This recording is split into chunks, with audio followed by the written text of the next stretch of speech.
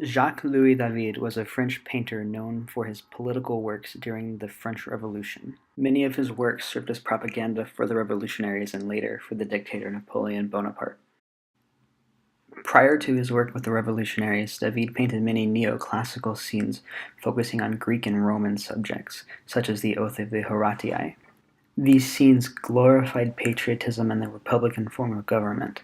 They rejected the Rococo lavishness with their austere sensibilities. These ideals were the foundations of the revolution and would set the stage for David's political involvement. Things got truly political for David when he joined the Jacobin Club. He worked to abolish the Royal Academy of Painting and Sculpture and their Ancien regime values. The Death of Marat is David's first overtly political work. It depicts a contemporary event, the murder of the revolutionary journalist Jean-Paul Marat. Having aligned himself with the revolution, David was commissioned to immortalize Marat as a martyr. Marat is depicted in a bath, soaking in his own blood.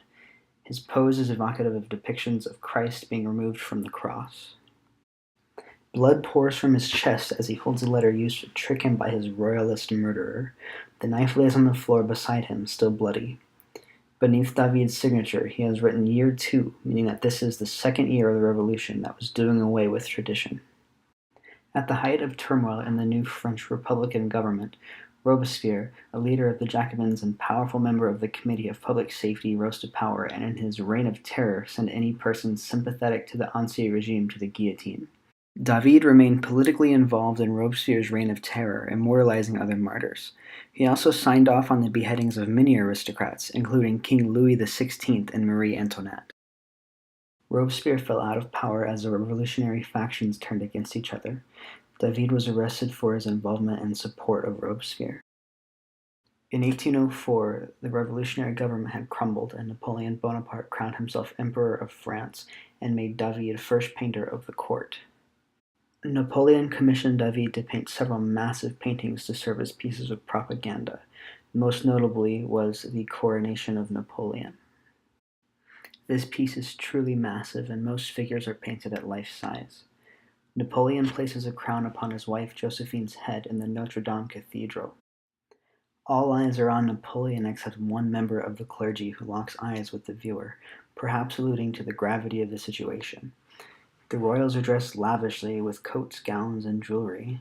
They are all painted life-size and bathed in golden light. The aristocracy has returned, and the common people are relegated to the shadows at the back.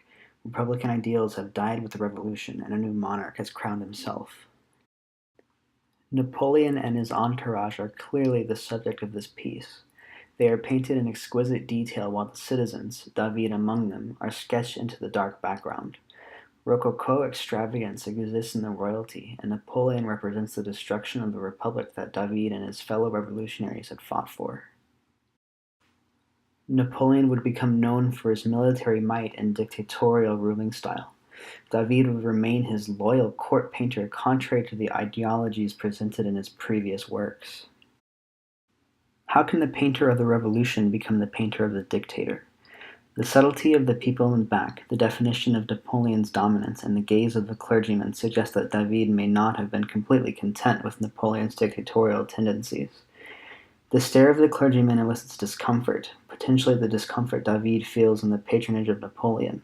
The commissions and respect of Napoleon ultimately kept David out of imprisonment and money flowing for his family. Perhaps David was an opportunist with a taste for republican government. His neoclassical paintings of Greek and Roman scenes bought him a seat with a group of radicals rising to power, from whom he could receive lucrative commissions. When the revolution had dissolved, Napoleon's patronage was another source of income, even if it embodied the Ancien regime he had fought before. This paints David as the ultimate sellout. The man who voted to behead King Louis XVI was now creating propaganda for the new reincarnation of a regime he hated just for the money. Was his work for the revolutionaries even genuine, or did he see an opportunity for receiving commissions from a group rising to power? The subtleties in this piece suggest that David maintained his republican ideals despite working for Napoleon. It appears that David stood his ground during the Revolution, but those tumultuous years, along with imprisonment, wore him down, rendering him unable to defend his ideals. David continued to paint for Napoleon, taking the money while sneaking in subtle hints to his neoclassical roots.